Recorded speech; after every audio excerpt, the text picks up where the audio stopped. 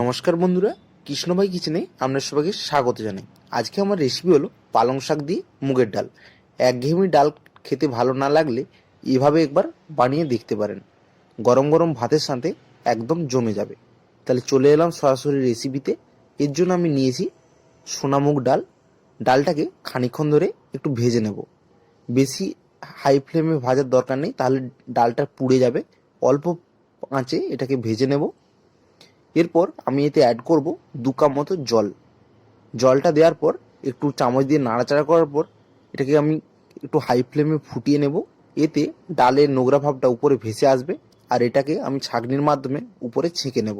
এরপর আমি অ্যাড করেছি সামান্য পরিমাণ লবণ আর একটু সরিষার তেল। এরপর একটু খানিকক্ষণ ধরে নাড়াচাড়া করে আমি এটাকে ঢাকা রেখে দেবো প্রায় 10 মিনিটের জন্য।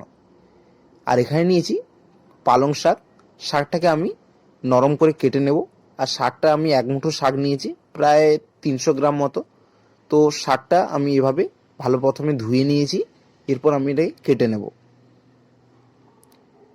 শাকটা একদম ছোট ছোট করে আমি কেটে নিয়েছি। আর দেখুন 10 মিনিট পরে ফিরে এলাম, আর ডালটাও এদিকে প্রায় সেদ্ধ হয়ে গেছে। দেখতেই পাচ্ছেন কত সুন্দরভাবে সেদ্ধ হয়েছে।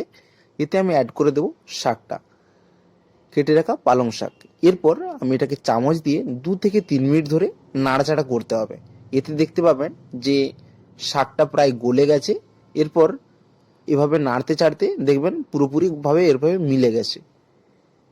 আর যদি না মিলে যায় তাহলে কিছুক্ষণের জন্য আমরা ঢাকা রাখতে পারেন।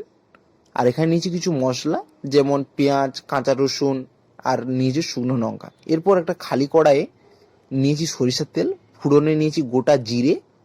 জিরেটা লাল লাল হয়ে ফুটে আসলেই উপর থেকে ছড়িয়ে দেবো কেটে রাখা কাঁচা পেঁয়াজ। পেঁয়াজটাকে হালকা লাল লাল করে ভাজতে হবে, বেশি লাল করে ভাজার দরকার নেই। এরপর পেঁয়াজটা ভাজা হয়ে গেলে এর মধ্যে আমি অ্যাড করব কেটে রাখা রসুন কুচি আর কেটে রাখা কাঁচা লঙ্কা।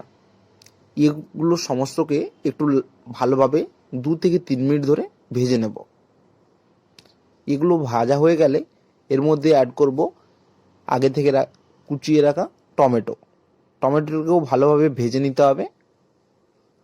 প্রায় কিছুক্ষণ ধরে এটা ভেজে নেওয়ার পর আমি এতে অ্যাড করেছি সামান্য কিছু মশলা, যেমন সামান্য পরিমাণ হলুদ গুঁড়ো, সামান্য পরিমাণ লঙ্কা গুঁড়ো আর স্বাদ অনুযায়ী লবণ। এরপর আমি উপর থেকে অ্যাড করে দেব আগে থেকে সেদ্ধ করে রাখা ডালটা। ডালটা অ্যাড করার পর এভাবে চামচ দিয়ে অনবরত নাড়তে হবে, না হলে নিচে লেগে যেতে পারে।